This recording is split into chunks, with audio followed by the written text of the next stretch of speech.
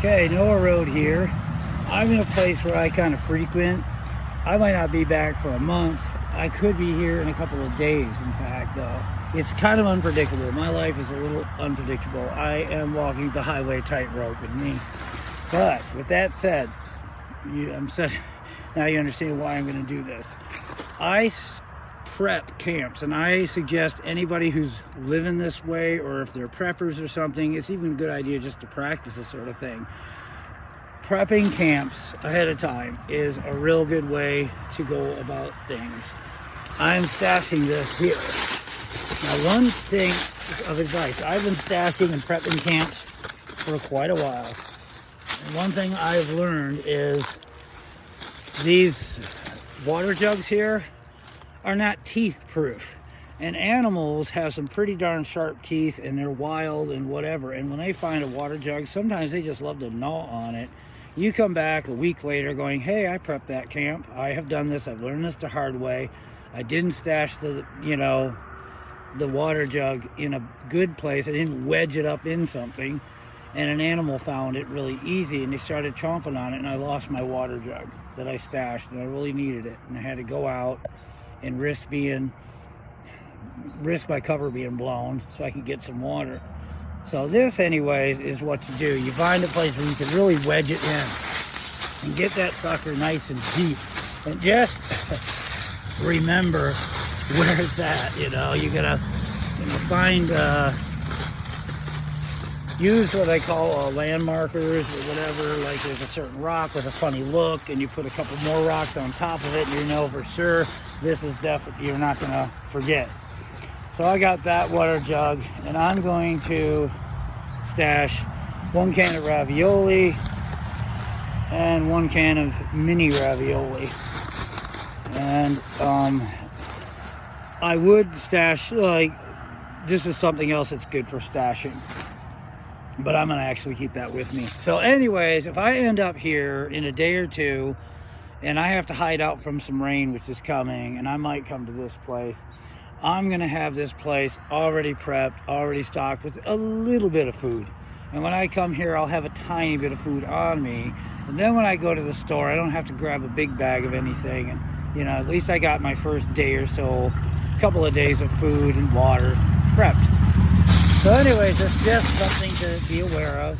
I'm gonna escape this. I do this, you see. Stashing. And it's good to have something like this over it, because then it doesn't look all nasty and stuff when because I might not come back here for 2 months. I might skip out of town tomorrow, but I also might decide to come here tomorrow. I'm not sure which I'm going to decide. Anyways, I wanted to take the opportunity to take you on Noah Road. That's what this channel is all about. It's about prepping, and it's about survival, and it's about cool little nifty ways of just living under the radar. And you don't have to be homeless to do stuff like this, by the way. So you can branch out and just go out of your comfort zone a little bit. Start stashing a little bit of food around town. Stash a little rope and a tarp somewhere, and see if it lasts, if you stashed it right.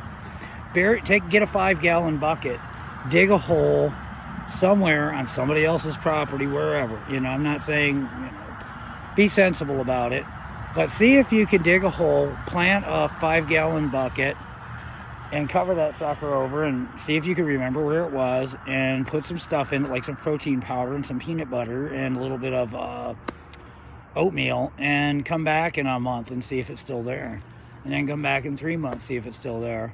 You see what I'm saying? You could do things like this, and because look, things are getting cuckoo crazy. We already had one big warning, and who knows what's coming next? We're all kind of like holding our breath, waiting for the next shoe to drop. So you don't have to be homeless like Noah Road, to do stuff like this, to start practicing. Think out of the comfort zone just a little bit.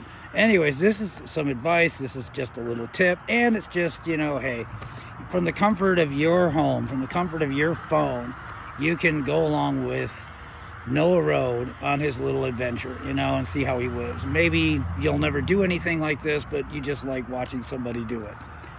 Anyways, regardless, it's for you. It's for people who know me out there in different parts of the country that are keeping up with me, and this is sort of like how I go about it. I might not ever use this, you know, and there's always a possibility of losing your investment. So I have stuff stashed in places, believe me. I got 5-gallon buckets buried in different places. I even got a 17-gallon feed bucket buried somewhere with stuff in it. And I checked on it, you know, like a few months ago, 4 months ago, and it was still there. And it was like buried for over a year. So that worked really well. Rain, snow, everything, and it was great. So anyways, this is just a little tip, and this is just, you know, a small example of how I go about, you know, keeping my my belly fed and when I, you know, camp out in these places, you know. Anyways, I'm rambling. I just wanted to show whoever might be interested that and give you all a few ideas and stuff. And, you know, if you ain't gonna do it, at least maybe you're entertained by somebody who does do this sort of stuff. So no, until the next time, Noah Road over and out for now.